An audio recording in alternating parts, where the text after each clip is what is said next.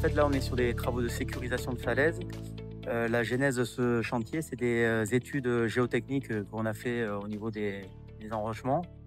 Et c'est des contrôles qu'on fait de manière cyclique, puisqu'on est sur des endroits à risque. Et suite aux dernières études, ça a mis en avant un risque potentiel de chute de blocs rocheux. Ces blocs rocheux-là, ils pourraient avoir un effet néfaste sur la sûreté du barrage, mais aussi sur la sécurité de nos intervenants, qu'ils soient agents EDF ou prestataires qui travaillent pour nous.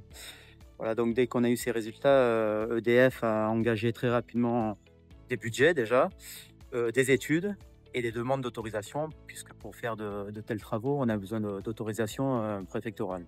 Il y a la prise en compte environnementale qui est assez forte, puisqu'on est sur des espaces où on a de la faune et de la flore.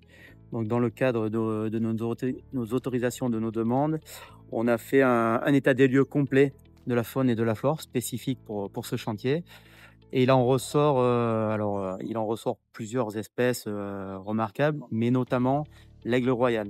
Voilà, alors on le découvre pas parce que c'est quelque chose que l'on sait depuis déjà un moment. Et en fait, on a l'aigle royal qui niche derrière l'éperon rocheux qui est là en rive gauche. Et donc pour nous, ce sont des contraintes que nous nous mettons pour respecter justement cette espèce. Et parmi les contraintes, alors il y a 2 contraintes majeures.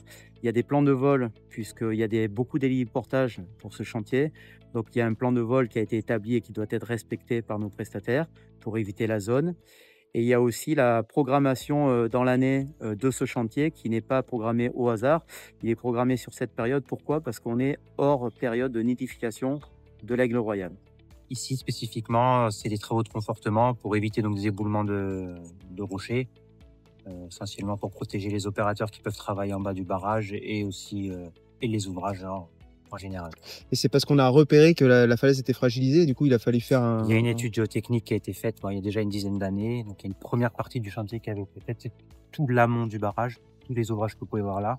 Ça, en fait, c'est la suite du marché qu'on est en train de faire maintenant, confortement, donc à l'aval du barrage. Il y a différents types de confortements. Il y a des confortements, on va dire, actifs et passifs. Le confortement actif, dans l'idée, c'est de venir mettre une grosse vis pour bloquer le rocher directement sur la falaise.